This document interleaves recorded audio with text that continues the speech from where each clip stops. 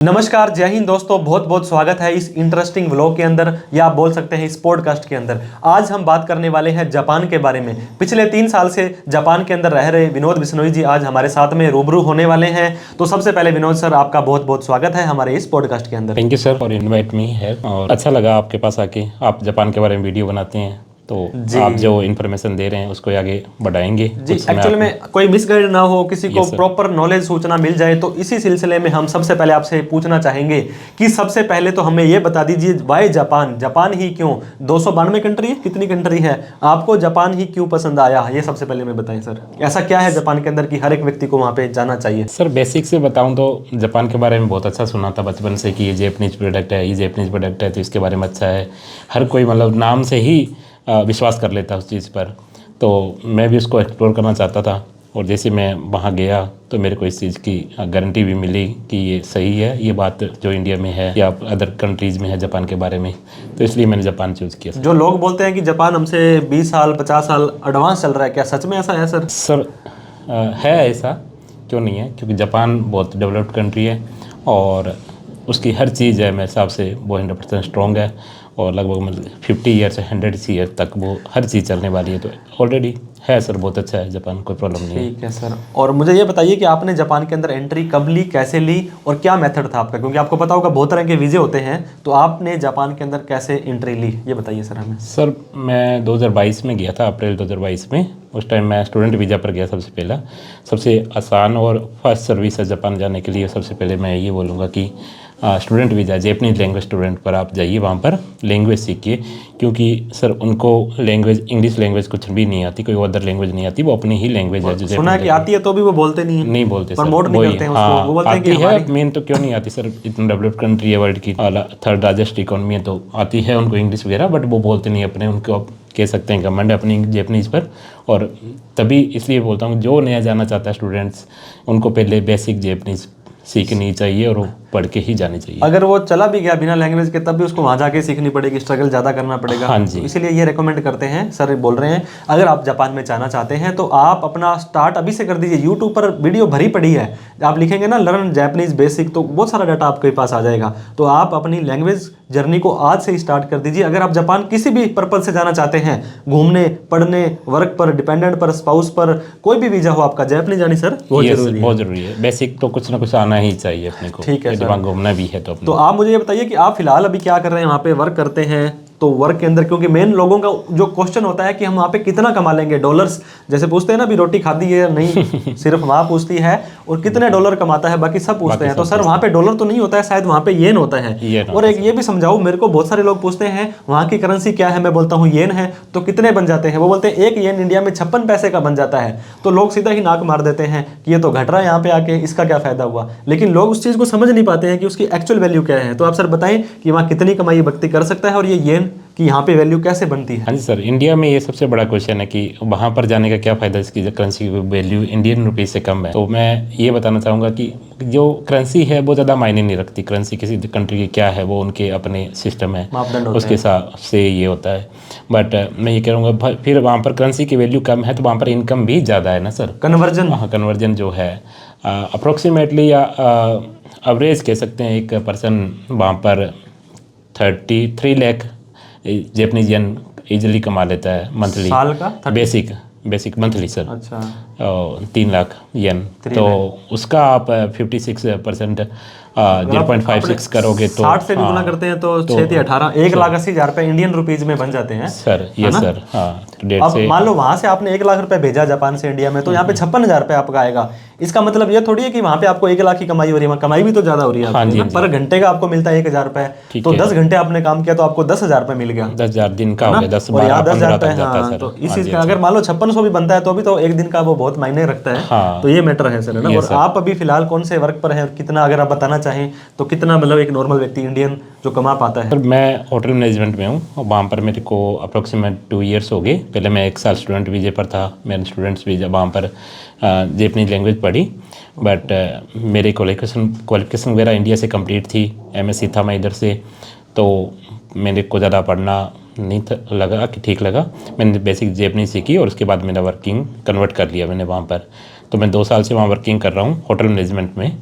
और ये मेरा एक्सपीरियंस अच्छा है, कोई कमी नहीं है। कितना अभी आपका हो जाता है पर मंथ का इंडिया के, अगर क्योंकि लोगों को इंडिया से मतलब है, इंडिया का एक महीने का एवरेज कितना एक व्यक्ति कमा लेता है, अगर आप अपना बताएं, किसी भी एवरेज का बता दें, आपके जो सहपाठी हैं साथ में काम करते हाँ जी, हाँ जी। तो इंडियन रुपीज़ में बोलूँ तो मैं सर, स्टूडेंट्स भी लगभग मतलब कह सकते हैं, बट वर्किंग पर्सन एक्सपीरियंस के अकॉर्डिंग तो बढ़ता है, पर इनिशियली जो होता है वो 1,25,000 से 1,75 तक, एक डेढ़ इंडिया का 150 मान लो, 150 एवरेज मान लो। इंडिया का? हाँ जी, हाँ जी। इंडिया का 1.5 लाख रुपए कमाते हैं, एक्सपेंसेस निकाल के। अच्छा, ये बोलूँगा सर। मतलब 1.5 लाख हो गया, तो 18 से 20 लाख रुपए आप एक साल का जापान के अंदर कमा सकते हो, और बढ़िया बेस्ट लाइफ आप अपनी जी सकते हो। सर। तो वहाँ की सोसाइटी के बारे में थोड़ा बताएंगे सर, समाज में लोग कैसे रहते हैं, क्या एक दूसरे से घुलते मिलते हैं, जैसे अपने अड़ोस पड़ोस एक दूसरे के बिना उनका दिन नहीं स्टार्ट होता है, रात नहीं होती है, ऐसा कुछ है वहाँ पे?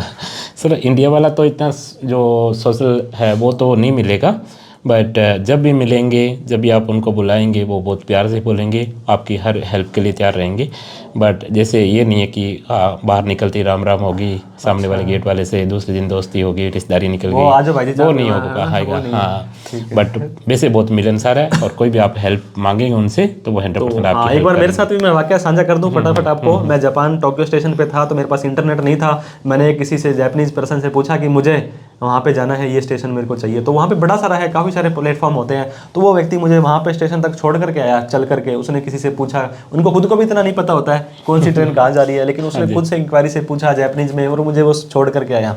तो ये है दोस्तों, जापान के अंदर इंफ्रास्ट्रक्चर की बात करें, जैसे हम बात करते हैं रोड्स की, बिल्डिंग्स की, बिजली की, पानी की, और मकान कैसे बने होते हैं, वो भी सर आप हमें फटाफट से बता दें तो ज़्यादा बढ़िया रहेगा। सर इंफ्रास्ट्रक्चर में तो ऑलरेडी अपने बात कर चुके हैं कि 50 ईयर्स आगे है, तो वो झूठ नहीं है, सच में है ना। उन्होंने वैसे सिस्टम बना दिए हैं जो कभी ख़त्म नहीं होने वाले, या कभी उनकी ज़रूरत में लगता है रीबिल्ड करने की ज़रूरत नहीं पड़ेगी, है ना। तो बाकी जैसे कोई भी आपदा आती है, अर्थक्वेक है, सुनामी है, उनके लिए उन्होंने बहुत एडवांस में सिस्टम बना रखे हैं। कुछ भी नहीं है, 1% भी फ़र्क नहीं पड़ता जापान में। यहाँ सुनते हैं कि हर दिन को अर्थक्वेक आता है, यानी कि 2-4 दिन से आता है, नॉर्मली आता है, पर कोई फ़र्क नहीं है। नॉर्मल कितना भी एक बिल्डिंग को झूल जाती है, मतलब हिलने लग जाती है, बट उसका 1% भी वहाँ कोई नुकसान नहीं होता है उनको। जैसे हमने सुना है कोई रोड गिर गई एक बार, शायद वो एक जो रोड थी वो अंदर ही धंस गई थी, उसको भी सेम डे उन्होंने शायद तैयार कर दिया, ऐसा कुछ भी हाँ था। जी सर, उनका होता है ना, वो ही ख़राब होगी तो उनका मेन टाइमिंग रहती है सर नाइट 12 से, रात के 12 से सुबह 4 बजे तक उनकी ट्रेन वगैरह बंद रहती है। तो उस टाइम में वो इस कंस्ट्रक्शन का काम करते हैं।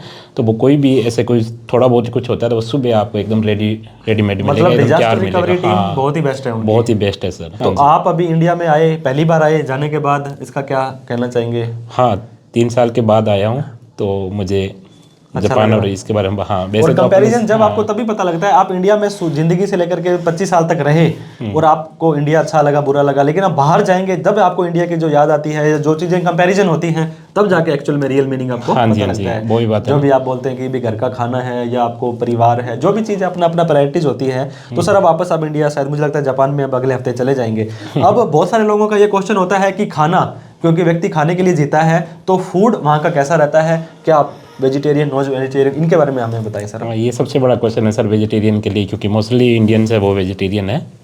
तो ऐसी कोई प्रॉब्लम नहीं है, यदि आपको खाना बनाना आता है आप अपने घर पर बना सकते हैं। सामान सब मिलता है वहाँ पर, इंडियन स्टोर्स हैं, और उनसे आप आटा वगैरह, दाल्स वगैरह सब कुछ ले सकते हैं सर। और सब्जी भी लोकल मिल जाती है, ज़्यादा थोड़ा कॉस्टली तो पड़ता है, बट इतना ज़्यादा नहीं।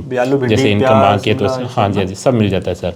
तो आप इजीली अपना बना सकते हैं। और वैसे बाहर इंडियन रेस्टोरेंट्स भी हैं, तो वहाँ पर भी आप ऑर्डर पर वेज फूड रेडी करवा सकते हैं। पर वो थोड़ा मुझे लगता है महंगा पड़ेगा शायद। एक बार महंगा तो पड़ेगा सर, फिर 400 रुपए की, 400 येन की हमने एक रोटी खाई थी, और 1300 येन की एक दाल थी। एक बार हम खाना खाने गए थे, तो 400 येन का मतलब है 240 रुपए का एक रोटी थी। वो 2 टुकड़े करके देते हैं ना, जैसे होटल वगैरह में। तो वो वैसी कमाई भी वहाँ पर वैसी है फिर, है ना विनोद सर? Yes sir. अब बहुत सारे लोग हैं, बच्चे हैं, या जो जाना चाहते हैं, मैं स्टूडेंट की बात करूँ, क्योंकि सबसे बढ़िया तो एंट्री स्टूडेंट की है। आप टूरिस्ट भी जा सकते हैं, वर्क पे भी जा सकते हैं, बहुत सारे ऑप्शन होते हैं। तो स्टूडेंट को एक क्या क्या सावधानी बरतनी चाहिए सर वहाँ पे, अगर वो जाता है? यहाँ से आपने बताया एक थोड़ा सा बेस क्लियर करके जाए अपना जापानीज लैंग्वेज में, वहाँ जाने के बाद उसको क्या करना चाहिए जाते ही? सर वही है ना कि मैं तो कह रहा हूँ पहले सबसे जापानीज लैंग्वेज के 5 लेवल होते हैं ना, 5 लेवल्स में जापानीज लैंग्वेज होती है, N5 से लेकर N1 तक। तो कम से कम मैं कह रहा हूँ बेसिक अपने को अप्लाई करने के लिए ही इनकी एलिजिबिलिटी N5 आपकी होनी चाहिए। इन कन्वर्सेशन लैंग्वेज नॉर्मली आपको आनी चाहिए, तभी आप वीज़ा ले पाएंगे, तभी आपको जापानीज एम्बेसी दिल्ली या जो कई बार इंटरव्यू भी वो शेड्यूल कर देते हैं। हाँ, तो वो ये ना आप उनको फेस करना पड़ेगा, तो कुछ नहीं कह सकते। तो N5 अपने रेडी करके कीजिए और कुछ ना कुछ बेसिक जापानीज बनाइए, उसके बाद ही आप अप्लाई करने। एक बच्चा जाना चाहता है, वो कहाँ जाए, किससे मिले? मतलब अगर उसको किसी सी सर्विसेज लेनी, आजकल ये भी तो विश्वास नहीं होता है, ऑनलाइन फ्रॉड भी बहुत होता है बच्चों के साथ में, तो आप क्या बताना चाहेंगे कि आप भी शायद, मुझे लगता है वहाँ पे ये इमिग्रेशन का काम भी स्टार्ट कर रखा है आपने? ये सर तो उसका क्या है बताइए। वही है ना कि मैं तो कहूँगा कि ठीक है, आपका कोई नॉन है तो आप उससे संपर्क कीजिए, दी बेस्ट है। आप अपना और रिसर्च कीजिए, फिर उस बारे में यहाँ आपको 4 जगह से डाटा इकट्ठा आपको लास्ट में हम बता देंगे। और बाकी मैं तो सबसे बेस्ट कहूँगा कि आप डायरेक्ट कीजिए, आज गूगल पर सब कुछ है सर। स्कूल जो है उनकी जापानी लैंग्वेज स्कूल जो जापान में, उनकी सबकी वेबसाइट है, वहाँ पर आप कॉन्टेक्ट कीजिए उनको और अपनी प्रॉब्लम बताइए, मैं ये अप्लाई करना चाह रहा हूँ, मेरे पास ये डॉक्यूमेंट चेकलिस्ट दे देंगे, वो डॉक्यूमेंट रेडी कीजिए, उनको भेजिए, ठीक है, वो अपने आप अप्लाई कर देंगे आपके भी आप पर। और जब आपकी 2 महीने या 3 महीने टाइम लगता है, उस पर आपकी सर्टिफिकेट ऑफ एलिजिबिलिटी आएगी, वो आपको कॉपी सेंड कर देंगे। उसके बाद आपको फीस पे करनी है सर, पहले कुछ नहीं पे करना है उसको। सर्टिफिकेट ऑफ एलिजिबिलिटी आपके हाथ में होगी, यानी कि आपको कॉपी मिलेगी, तब आपको फीस पे करनी है। सीओई का मतलब है लगभग आपका 90% तो वीजा आ ही चुका है ना? यस सर, 90% सीओई होती है, वीजा ही होता है। और उसके बाद वो आपको ओरिजिनल सेंड करेंगे फीस पे करने के बाद में, और फिर आपको एम्बेसी जाके आपको वीज़ा लेना है। तो मेरे हिसाब से कोई प्रॉब्लम नहीं होती, आप ऑनलाइन ईजिली कर सकते हैं। आपको थोड़ी सी नॉलेज है, इंग्लिश भी आती है, तो उनके पास इंग्लिश सपोर्ट स्टाफ होता है सर, तो वो आपकी पूरी हेल्प करते हैं, तो मेरे हिसाब से नहीं जरूरत पड़ती। हाँ जी। तो मैं पूछ रहा था सर, लैंग्वेज बैरियर, जैसे आप बाजार में गए, आपने किसी से कोई मान लो फोटो कॉपी करवानी है, तो वो क्या, वो आपने बताया तो जापानी लोग जापानी बोलते हैं, इंग्लिश नहीं बोलते हैं, तो वो कैसे रहता है वहाँ पे? दिक्कत आती है आपको डे टू डे एक्टिविटीज़ में? ये सर, सबसे पहले तो जैसे है ना कि आप बेसिक जापानी सीख के जाइए, मैं तो ये कह रहा हूँ, जितने सीख सकते हैं अच्छी बात है। और वैसे आप अच्छा है कि थोड़ी इंग्लिश आपको आती है बेसिक, तो उनको लोगों को इंग्लिश तो आती है बट बोलती नहीं है, तो आप उनको अपनी इंग्लिश में भी प्रॉब्लम बता सकते हैं, तो आपको अंडरस्टैंड करके आपको अपना रिप्लाई दे देंगे। तो आपको उनकी रिप्लाई समझने के लिए आपको थोड़ी बेसिक जापानीज आनी चाहिए, तो जितनी हो सके सीख के जाइए और अपनी इंग्लिश भी स्ट्रॉन्ग रखिए। तो आउटसाइड किसी भी वर्ल्ड में आप कहीं जाते, ग्लोबल लैंग्वेज इंग्लिश तो ज़रूर इसकी ये आपको हेल्प करेगी हर जगह। जैसे आपने बताया कि कई तरह के वीज़े होते हैं, जैसे मैं टूरिस्ट वीज़ा की बात करूं, मैं घूमने जाना चाहता हूं, मैंने यहाँ पे एम्बेसी में लगाया 500 रुपये फीस है टूरिस्ट वीज़ा की, सिर्फ ही गवर्नमेंट की, तो मुझे मिल गया, मान लीजिए 15 दिन का मिला, 1 महीने का मिला, और मैं वहाँ पे पहुँच गया। उसके बाद क्या कोई ऐसी चांसेस होते हैं सर कि वो व्यक्ति को वहाँ पे काम मिल जाए, क्योंकि वीज़ा तो घूमने के लिए गया है, तो उसको क्या रहता है? कई बार रिफ्यूजी का भी सुनने में आता है, इस तरह का क्या रहता है उसका? हाँ, जैसे टूरिस्ट वीज़ा की बात करें, टूरिस्ट वीज़ा में सर एक्सपर्ट है ना, इनके पास ऑलरेडी मल्टीपल वीज़ा है जापान का, 7 बार सारी चीज़ें आपकी हेल्प कर लेंगे। हाँ, 7 टाइम ये विजिट कर चुके हैं हमारे पास वहाँ पर, तो प्रॉब्लम कोई नहीं है सर। हाँ, टूरिस्ट वीज़ा पर जाके आप वर्क नहीं कर सकते, ये जापान में तो नहीं अलाउड है। वो लगभग हर कंट्री में ही होता है सर, हर कंट्री में ही होता है, वो कोई प्रॉब्लम नहीं है। हाँ, टूरिस्ट वीज़ा पर आप काम नहीं कर सकते, टूरिस्ट वीज़ा पर सिर्फ घूम सकते हैं, या वहाँ जाके आप बात कर सकते हैं, कंपनी वगैरह से मिल सकते हैं, वीज़ा के लिए अप्लाई कर सकते हैं अपने, आपका भी शायद ये रहती है वहाँ पे ना सर्विसेज? हाँ, अगर कोई टूरिस्ट यहाँ से जाता है, हाँ जी, उसको आप वहाँ पे हेल्प कर देते हैं? हेल्प कर सकते हैं, कर देते हैं सर। हाँ, कोई भी प्रॉब्लम हो तो आप जरूर कॉन्टैक्ट कीजिएगा, सर से कीजिए, हमारे से कीजिए, आप कॉन्टैक्ट डिटेल दे देंगे लास्ट में आपको। ठीक है, तो मतलब टूरिस्ट वीज़ा का भी सोच सकते, लेकिन टूरिस्ट वीज़ा में आपको बता दूं दोस्तों, 90% केस में रिजेक्ट करते हैं एम्बेसी वाले, स्पेशली दिल्ली एम्बेसी के अंदर टूरिस्ट वीज़ा का रिजेक्शन बहुत हाई है। तो आपकी प्रोफाइल बढ़िया से बढ़िया स्ट्रॉन्ग है तभी आप टूरिस्ट वीज़ा लगाएं, अदरवाइज आप अलग मेथड पर भी जा सकते हैं। और यहाँ से सीधा वर्क वीज़ा भी लेकर के जा सकते हैं सर, कि मुझे सीधा यहाँ से वर्क वीज़ा मिल जाए, ऐसा भी होता है? हाँ सर, आपको ऑनलाइन कॉन्टैक्ट करना पड़ेगा, वही लैंग्वेज आपकी आनी चाहिए, लैंग्वेज अच्छी होनी चाहिए, कम से कम N3 लैंग्वेज मांगते हैं वो, कन्वर्सेशन लैंग्वेज आपके पास में, आप ऑनलाइन कॉन्टैक्ट कीजिए, आपके पास वहाँ कोई कॉन्टैक्ट है तो उनसे बात कीजिए, तो ईजिली वो आपकी कंपनी आपको सेलेक्ट करती है, तो वो आपके बिहाफ पर आपके वीज़ा अप्लाई करेगी, और वीज़ा आने पर सर्टिफिकेट ऑफ एलिजिबिलिटी मिलेगी स्टूडेंट वीज़ा की तरह ही, और वो लेके आप एम्बेसी जाइए, आपको वीज़ा मिल जाएगा, कोई प्रॉब्लम नहीं। आपने एक शायद केस बताया था, इन्होंने 1 साल का वीज़ा अप्लाई किया, उसको 5 साल का वर्क वीज़ा मिल गया था एक पर्सन आपको? हाँ जी सर, तो वो डिपेंड करता है एम्बेसी के ऊपर? हाँ, वो एम्बेसी के डिपेंड है, और आपके डॉक्यूमेंट्स पर डिपेंड है, और आपकी लैंग्वेज अच्छी है तो आपके प्रोफाइल पर है कि जितना आपके प्रोफाइल अच्छी होगी आपको वीज़ा मिलेगा। 6 मंथ का भी मिलता है, सर की बात सही है, 3 साल का भी मिलता है, 5 साल का भी भी वीज़ा मैंने अब देखा है। मैंने 10 दिन की आइटनरी बनाई थी ट्रैवल वीज़ा में, तो मैं 15 दिन का दे दिया, 20 दिन की बनाई थी तो 30 का दे दिया, 60 दिन की बनाई तो 90 दिन का दे दिया। थोड़ा सा आपको प्रोफाइल के ऊपर वर्क करना पड़ेगा। इसके ऊपर हमने डिटेल में वीडियो बना रखी है, अपनी ITR कैसे बनाई, बैंक स्टेटमेंट कैसे बनाई, उन सभी चीज़ों को भी देख सकते हैं। तो ओवरऑल सर आप जापान के अंदर अभी खुश हैं? क्या रिकमेंडेशन लोगों को देना चाहेंगे? उन्हें जाना चाहिए, नहीं जाना चाहिए? क्योंकि अगर इंडिया में कोई पर्सन जो बिल्कुल बेरोजगार है या जहाँ पे कमाई नहीं हो रही है, उसके लिए तो वैसे भी something is better than nothing है। तो आप कंक्लूड करते हुए हमें ये बताएं कि आपको अगर किसी व्यक्ति को हमसे पूछता है, हालांकि दोस्तों कुछ डाउट क्वेरी क्वेश्चन इस कमेंट वीडियो के अंदर हमने डिस्कस नहीं किए ऐसे पॉइंट्स, तो आप कमेंट करके पूछेंगे तो विनोद सर या हम आपस में मिलकर उसका रिप्लाई दे देंगे। लेकिन ओवरऑल सर आप बताएं कि क्या व्यक्ति को जाना चाहिए जापान? कैसा लाइफस्टाइल देखते हो, जिंदगी यहाँ की और वहाँ की कितनी फास्ट है, कैसे है वो प्लीज़ बताएं आप। वही है ना, जिसका जहाँ यहाँ अच्छा है, अच्छी अर्निंग कर रहा है, अच्छी लाइफ चल रही है, तो क्यों जाए वो विदेश में, है ना।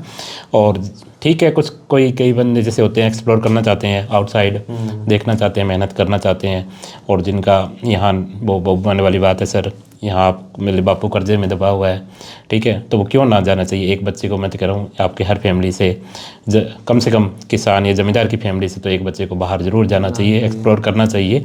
और जापान मेरे हिसाब से बहुत अच्छी ऑप्शन है इसमें, ठीक है। तो आप क्योंकि कनाडा ऑस्ट्रेलिया का आपने देखा ही है। हाँ, कनाडा ऑस्ट्रेलिया सर बहुत ज़्यादा पैसे लगा के यहाँ से मैंने देखा है, जाते हैं बच्चे 30-30 लाख लगाते हैं और वो पूरे नहीं होते, 3-4 साल 5-5 साल स्ट्रेस आ जाता है, स्ट्रेस आ जाता है, पेरेंट्स को स्ट्रेस आ जाता है, बेचारे किसके पास इतनी मतलब एक्स्ट्रा पैसा पड़ा जो वो लगाएगा। एक्स्ट्रा है तो लगाइए, कोई प्रॉब्लम नहीं है, और बट कर्जा लेके जो जाते हैं मेरे हिसाब से अच्छा नहीं है। इससे अच्छा जापान आपके पास बेस्ट ऑप्शन है। 8-10 लाख रुपये आपके जो लगते हैं इजीली आप 6 मंथ या 1 ईयर में इजीली कंप्लीट कर सकते हैं, पूरे कर लेते हैं, कोई प्रॉब्लम नहीं है इसमें। आपको 100% गारंटी मैं कह सकता हूँ। अच्छा, हाँ जी सर, इजीली हो जाता है। ठीक है, तो कॉन्टैक्ट डिटेल सर आप वैसे तो जापान में नंबर चाहिए, जापान का हम डाल देंगे डिस्क्रिप्शन में, और हमारा नंबर तो आपको मिल ही जाता है, हर वीडियो के डिस्क्रिप्शन में डाला होगा।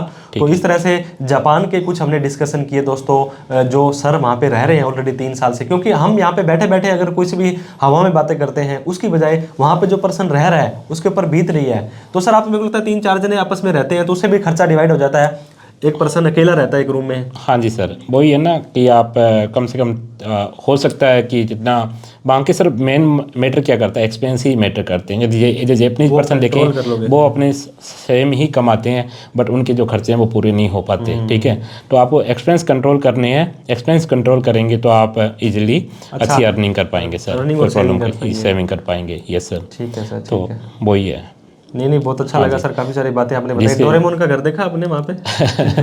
वो तो हर वीडियो में आपको देखने को मिल जाएगा। हाँ, लेकिन हर घर में डोरेमोन जैसे होते हैं। हाँ, वही बात है, वहाँ पर हर घर डोरेमोन का हाउस है, ठीक है। तो आप एक्सप्लोर कीजिए, जापान बहुत अच्छी कंट्री है। मैं जरूर कहूँगा कि एक बार विजिट कीजिए जितना भी हो सके, और देखिए जापान के बारे में, सुनिए, पढ़िए। और सुना तो वही है, बचपन से सुन रहे हैं जापान के बारे में सर। हाँ जी, तो नहीं बिल्कुल जापान ही सर। Yes sir. तो इन्हीं शब्दों के साथ में दोस्तों ये वीडियो आपको इन्फॉर्मेटिव लगी हो तो इस वीडियो को लाइक करके उन लोगों तक भी भेज दीजिए जो विदेश के अंदर जाना चाहते हैं, Australia, Canada, New Zealand, UK, USA, Germany, Schengen, कहीं पर भी जाना चाहते हैं, लेकिन जापान एक बार जरूर सोच लें। हालांकि लैंग्वेज, खाने की कई दिक्कत होती है, आप चाहें कि हर कोई चीज़ आपके हिसाब से चले ऐसा नहीं होता है, लेकिन फिर भी अगर आप एक डेडिकेटेड पर्सन हैं, मेहनती हैं, ईमानदार हैं, तो आप एक अच्छी कमाई कर सकते हैं सर। Yes sir. तो विनोद सर आपने टाइम निकाला, इनके लिए बहुत बहुत धन्यवाद। और भी कोई डाउट क्वेरी क्वेश्चन हो आप कमेंट करके पूछें, वीडियो को लाइक करें, इस वीडियो को उन सभी लोगों में शेयर करें जो विदेश जाना चाहता है और अभी तक सब्सक्राइब नहीं किया है तो सब्सक्राइब कर दें।